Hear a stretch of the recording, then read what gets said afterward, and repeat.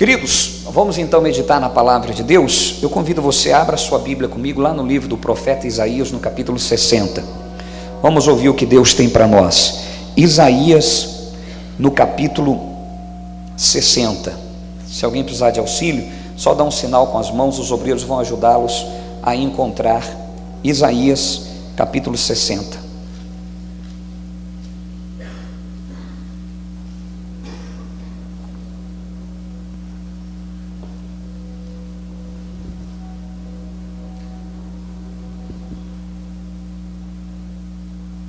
Amém?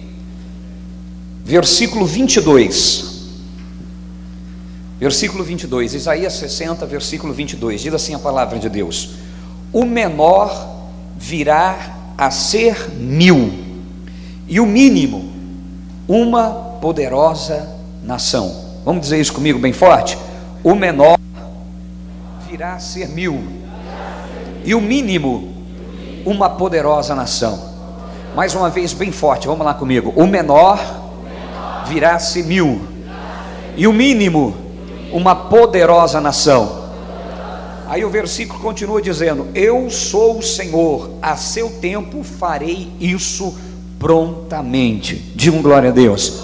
De novo, raciocinando, pensando no que você vai dizer agora, diga comigo de novo: o menor virá a ser 1000. Diga assim: Deus está dizendo que eu vou produzir por 1000 homens. Diga: o poder que há em mim, vindo de Deus, me capacita para produzir por 1000 homens. Amém? Essa é uma promessa de Deus. Esta é uma promessa de Deus.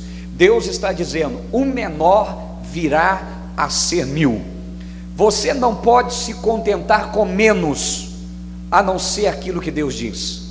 Amém, pessoal? Com menos do que aquilo que Deus está afirmando. E Deus, ele fez uma declaração: o menor virá a ser 1000, e o mínimo uma poderosa nação. Se Deus disse isso, Deus quer fazer isso. Se Deus declarou que o menor virá a ser 1000, eu quero essa palavra se cumprindo na minha vida. Quantos querem aqui? Digam glória a Deus. Agora é óbvio, querido, que tudo na palavra de Deus vai se cumprir quando você crê. João capítulo 3, versículo 16 diz: Deus amou o mundo de tal maneira que deu o seu único filho, diga comigo, para todo aquele que nele crê, não pereça, mas tenha vida eterna. Então qual é a condicional para que aquilo que Deus realizou aconteça na sua vida? Qual é a condição? O que é que Deus diz que nós temos que fazer? Crer.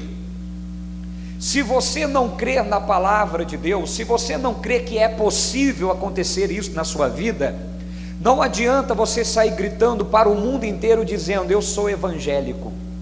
Não adianta você ficar batendo no peito e dizer: eu sou gospel, eu sou cristão, ou qualquer outra coisa, religião que você quer dizer. Não vai resolver, querido. Aquilo que Deus tem na palavra dele como promessa para mim e para cada um de nós, a condicional, a condição é crer. Se você conseguir crer no que Deus está falando aqui, então essa palavra vai se cumprir na sua vida. Amém? Crer é você deixar de se mover pelas suas circunstâncias e começar a se mover por aquilo que Deus diz. Crer é você deixar de crer na crise que está no país, porque Deus disse que você iria produzir por 1000 homens. Então pouco me interessa quem está no governo, pouco me interessa o que os homens estão aprontando. Deus fez uma afirmação. Ele não colocou que a condição de eu produzir para 1000 anos está dependendo de um governo atual. Eu não preciso confiar nisso. É bem verdade que a palavra de Deus diz que quando o ímpio governa, o povo geme, mas a palavra de Deus afirma para mim e para você, que é servo, filho e servo de Deus, que nós iremos produzir por 1000 homens. Quem crê nisso, diga: eu creio. Levanta a mão para o céu, diga: Senhor, eu tomo posse disso. Diga: Senhor, eu quero essa palavra se cumprindo em minha vida. Diga assim: eu quero produzir por 1000 homens. Amém? O mínimo será uma poderosa nação.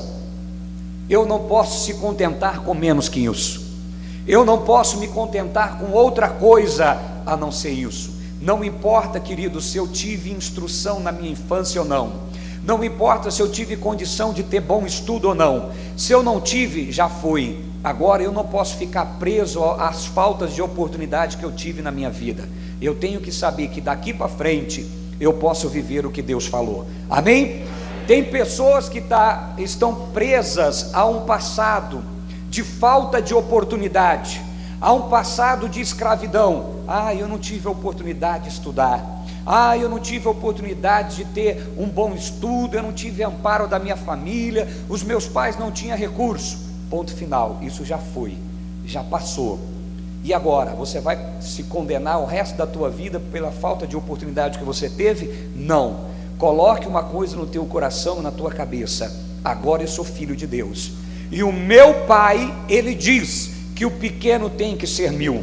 O pequeno pode produzir por 1000 homens. Coloque na sua cabeça e creia nisso. Coloque no seu coração e acredite nisso.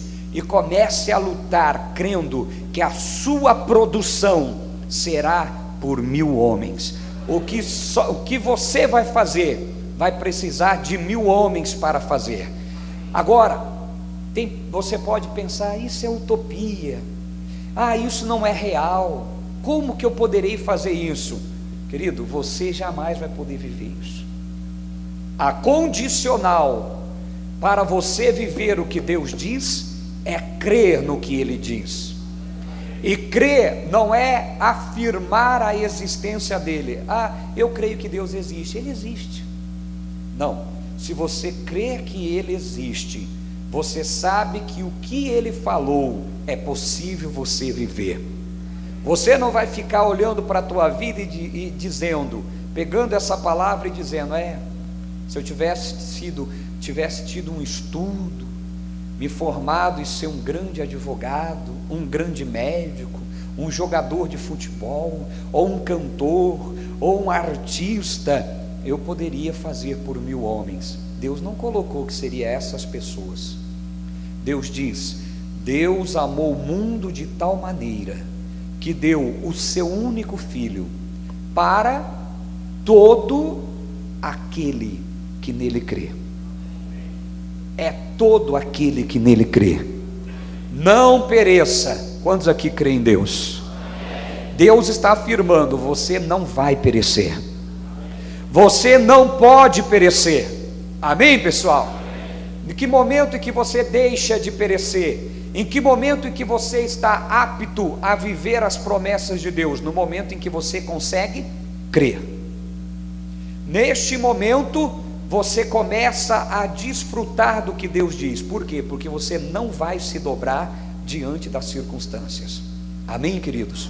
E Deus está dizendo aqui: o pequeno será 1000. Eu não aceito nada além do que Deus diz, a não ser que eu digo: Deus estava equivocado aqui. Deus não é tão verdadeiro. Agora, se você crê que Deus é soberano e que toda palavra que Deus lança não volta vazia, que tudo aquilo que Deus fala não cai por terra, então você vai se agarrar nessa promessa. Amém? Como é que Deus vai fazer isso? A palavra de Deus, abre lá, Joel capítulo 2. Abre em Joel 2. Vamos ver o que Deus diz lá em Joel. Joel capítulo 2.